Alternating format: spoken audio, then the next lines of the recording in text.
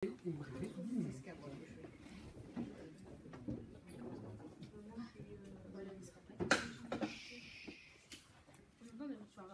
fort. Nous sommes des élèves du collège René Cassin de Jourdain. Nous sommes 4 élèves en 5e et 1 élève en 3e. On entend de plus en plus sous son formation qu'un réchauffement climatique entraîne de nombreuses catastrophes, comme les inondations, la sécheresse, les tornades. Ce changement climatique est dû en partie aux gaz à effet de serre et au réchauffement climatique. Et voilà. Nous avons imaginé un système qui serait capable d'aspirer l'air et de capter le dioxyde de carbone pour le réutiliser à des fins plus écologiques. Notre problématique est comment capter les gaz à effet de serre pour limiter leur pollution responsable du changement climatique. En première partie, nous verrons le réchauffement climatique et les gaz à effet de serre qui augmentent. Dans un second temps, nous vous présenterons notre projet conçu avec une entreprise pour limiter la présence de dioxyde de carbone dans l'atmosphère. Et enfin, nous vous présenterons notre idée pour recycler le dioxyde de carbone. Le réchauffement climatique, c'est une augmentation de la température dans l'atmosphère et les océans. C'est dû aux activités humaines et au réchauffement et aux gaz à effet de serre, le GES. Ces trois gaz principaux sont le dioxyde de carbone sous sa formule chimique, le CO2, le méthane, le CH4 et le protoxyde d'azote, le N2O. C'est essentiellement dû à la combustion d'énergie fossile pour faire de l'électricité, pour faire fonctionner les usines et les moyens de transport, mais aussi à la déforestation et certaines pratiques industrielles et agricoles. Mais il y a des conséquences au niveau de la biodiversité et sur la santé humaine, sur la température et sur l'agriculture. Nous allons voir comment l'effet de serre participe à ce réchauffement climatique. Alors d'abord, l'effet de serre, c'est un phénomène naturel qui permet à la Terre de garder une température propice à la vie. Il est causé par les gaz à effet de serre dans l'atmosphère qui piègent une partie de la chaleur émise par la surface terrestre. Le problème, c'est que nous, les humains, avec les industries, les véhicules, les usines, etc., ça fait augmenter la concentration de gaz à effet de serre. Et donc, s'il y a plus de gaz à effet de serre, il fait plus chaud et donc ça crée un réchauffement climatique. Alors, comment ça marche ? Le Soleil envoie ses rayons vers la Terre. Une partie de ces rayons est absorbée vers l'atmosphère et une autre partie est réfléchie vers l'espace. Les rayons dans l'atmosphère sont retenus par les gaz à effet de serre, ce qui réchauffe notre planète. Et ensuite, une partie sont réfléchis vers l'espace sous forme de rayons infrarouges. Nous allons vous présenter une première expérience qui représente donc l'effet de serre naturel. Nous avons un bocal en verre qui représente l'atmosphère et 2 thermomètres. Donc, comme Victor a expliqué l'effet de serre tout à l'heure, il fait plus chaud sous le bocal que celui à côté. Là, il fait 25 degrés et là, il fait 23,8. Bon, c'est pas flagrant parce qu'on l'a pas fait chauffer très longtemps, mais au fur et à mesure du temps, ça change. Du coup, c'est à ce moment-là qu'on se rend compte qu'une planète avec atmosphère ou sans atmosphère, avec atmosphère, il fait beaucoup plus chaud que sans atmosphère. Voilà. Alors, on va passer à la deuxième expérience, une modélisation de la planète Terre. Donc, dans l'une, on va rajouter du CO2 qui sera en rapport avec les activités anthropiques. Et dans l'autre, on ne mettra rien. Donc ça représente le Soleil et ça, c'est la Terre. Yam, le CO2, s'il te plaît.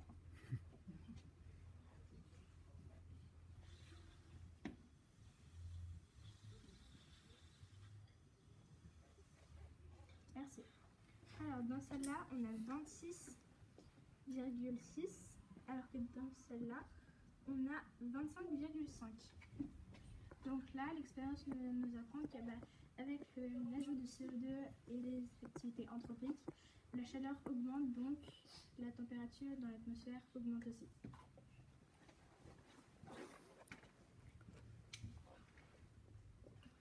Donc alors nous nous sommes demandé comment on pourrait faire pour limiter le réchauffement climatique.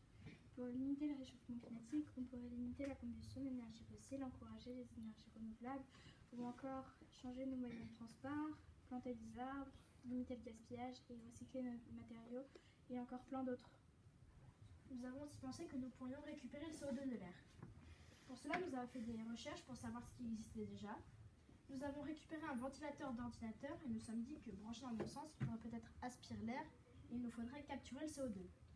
Pour cela, nous avons inventé du coup, cette maquette par laquelle l'air entrerait grâce au ventilateur et il nous faudra trouver un filtre pour bloquer le CO2. Entre-temps, on a visité l'entreprise Stevens à Mirbeau, à côté de Poitiers. Et lors de la visite par son directeur, M. Bessel, nous avons vu entre autres un cyclone qui nous a donné des idées. On a expliqué notre projet à M. Bessel et il a dit qu'il pourrait nous aider si on lui donnait un cahier des charges précis avec des plans détaillés. Donc, nous avons fait des plans et des maquettes. On a tout transmis à l'entreprise et 2 personnes de cette entreprise ont travaillé avec nous.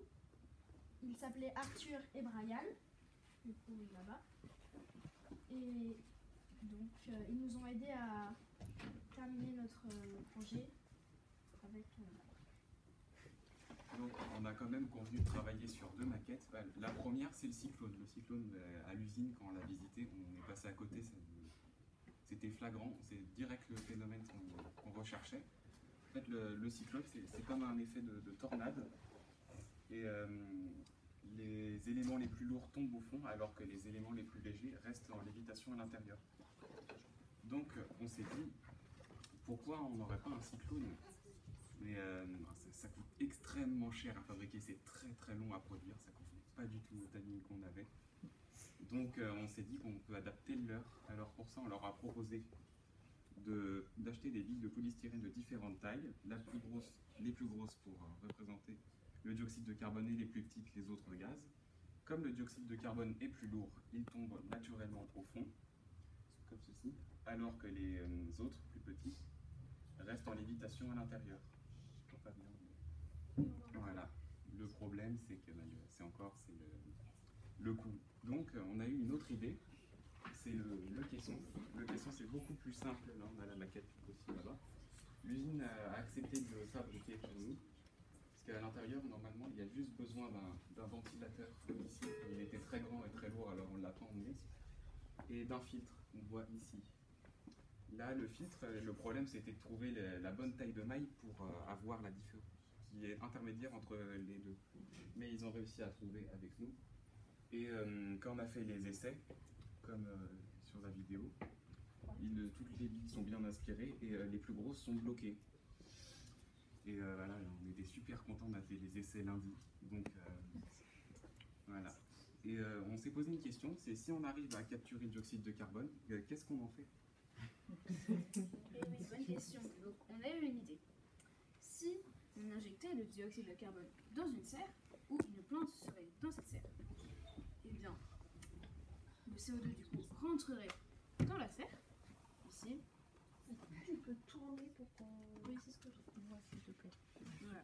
Donc, le CO2 ici arriverait dans la serre. Donc, la plante, grâce à la photosynthèse, s'en servirait pour en faire du dioxygène.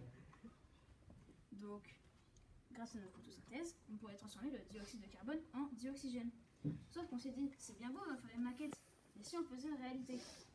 Donc, ici, vous avez une plante qui est de l'élodée, une plante aquatique, qui vit dans l'eau.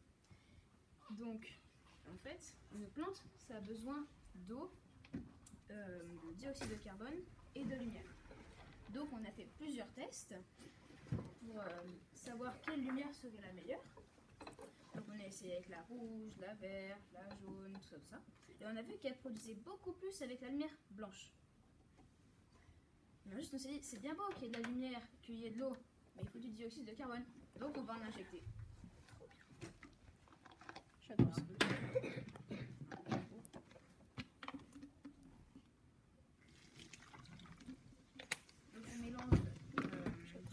Bicarbonate de soude dans du vinaigre, ce qui produit cette bulle là. Voilà. Ensuite, donc j'avais dit qu'on a mis du bicarbonate de soude. Donc on a essayé avec 0 cuillère de bicarbonate de soude. Donc on a obtenu très peu de bulles. Donc 2 bulles. En fait, les bulles elles remontent jusque dans le tube à essai. Ensuite, on a essayé avec une, on a eu 5 bulles, ensuite avec 2, 10 bulles, et ainsi de suite. Et on a vu que plus on mettait de dioxyde de carbone, plus il y avait de bulles, donc plus la plante produisait. Et voilà.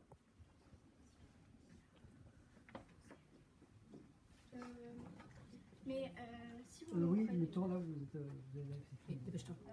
Ouais, Vas-y. concluez. Cette expérience prouve alors que les plantes utilisent le dioxyde de carbone pour le transformer en dioxygène. Et donc s'il y a plus de dioxyde de carbone, il y a alors plus de dioxygène produit par les plantes. Et donc notre idée d'injecter du dioxyde de carbone dans les serres est tout à fait intéressante. Alors, il est techniquement possible de capturer le CO2, mais il faudrait d'abord le limiter à la source même, et ça reviendrait à ce qu'on arrête de respirer, donc ce serait ballot. Voire mortel. Voilà, vraiment mortel. Voire mortel. Mais nous, notre projet, on y croit et on aimerait vraiment le continuer avec l'entreprise Stevens. On sait que ça coûte un peu cher, alors d'abord, on voudrait le faire au niveau de notre collège, de notre grande cheminée. Merci à vous de nous avoir écoutés, merci à l'entreprise Stevens, merci à Madame Garcia et merci à Théo. Merci. Merci beaucoup. Merci.